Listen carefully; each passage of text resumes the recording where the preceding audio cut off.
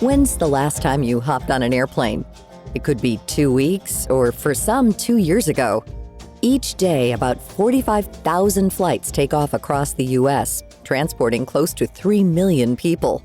While flying is very much the norm today, go back 100 years and only a select few could say they had flown aboard a passenger plane. There was limited space, tickets were extremely expensive, and the experience was loud, shaky, and uncomfortable. It's safe to say that aviation has come a long way since its birth in 1903. Many of us know of the Orville brothers, who were the first to build and fly a motor-powered airplane.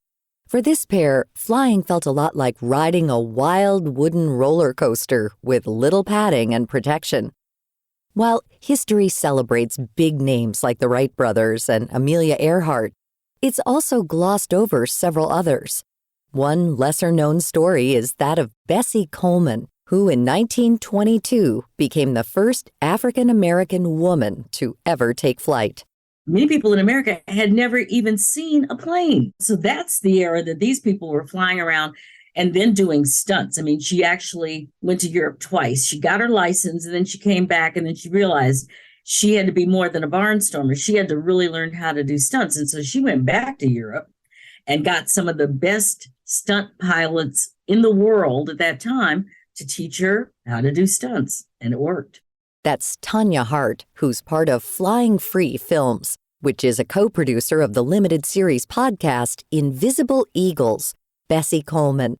She's also the host and producer of Hollywood Live with Tanya Hart. When we examine Coleman's story, Hart says she wasn't just an exceptional pilot, but a force to be reckoned with. After all, Coleman was the 9th of 13 siblings and came from a small, segregated southern town in Texas. She was a feisty Black girl with big dreams, and that in itself puts you in danger.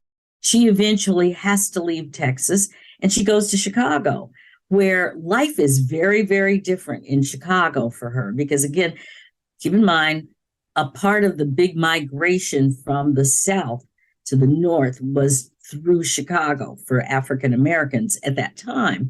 And so by the time she got to Chicago, people, they were living kind of large. They, the roaring 20s was happening, the Harlem Renaissance in New York. Well, in Chicago, there was just a really great music scene.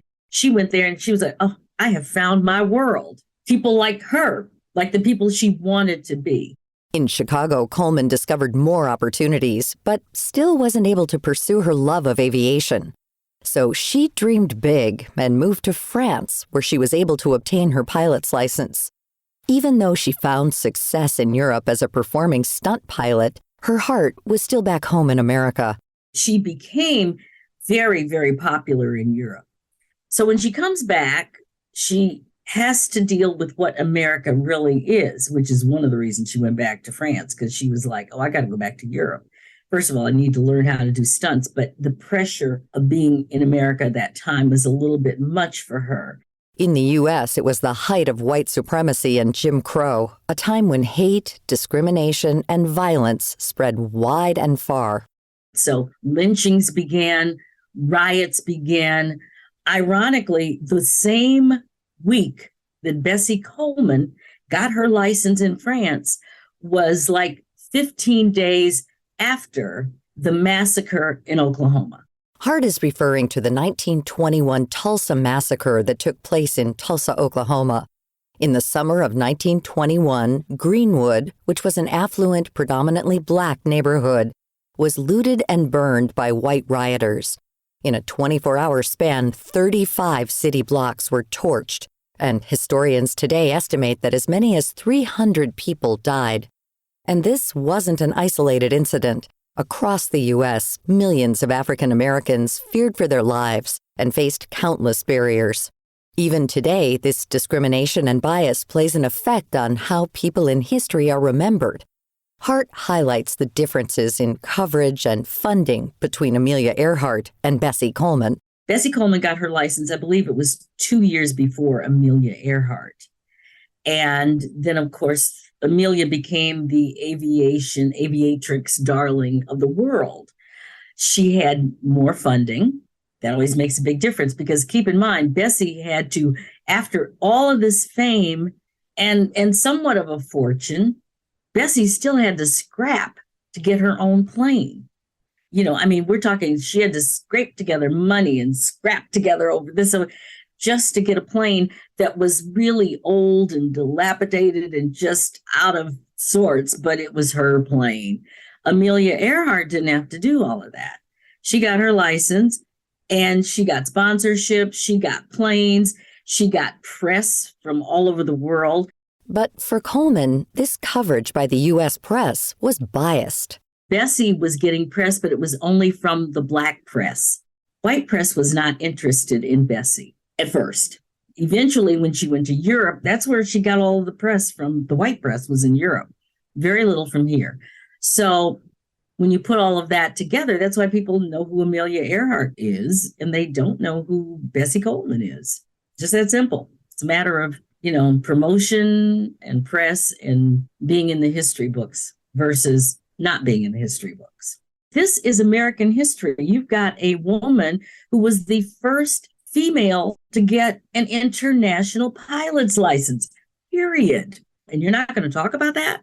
Despite the unfair treatment and discrimination, Coleman pushed past the hurdles to become one of the most talented stunt pilots of her generation. In her career, she specialized in stunt flying and parachuting, earning money and prestige performing aerial tricks. She was in pursuit of her passion, and she would not settle for anything less. She really would not. Even when she had to have planes that weren't as good as everybody else competing, she figured out how to make that plane fly as best as she could so she could win at what she was doing that day. To learn more about Bessie Coleman and our guest, Tanya Hart, head to viewpointsradio.org. Also, check out the scripted podcast series about Bessie Coleman's life and career titled Invisible Eagles, Bessie Coleman, out now wherever you listen to podcasts. It's a limited series with 8 easy-to-listen-to episodes that'll keep you hooked. For more behind the scenes and to keep up to date on upcoming stories, follow Viewpoints Radio on Instagram, Facebook, and X. This segment originally aired in December 2023 and was written by our executive producer, Amira Zaveri. Our studio manager is Jason Dickey. I'm Marty Peterson.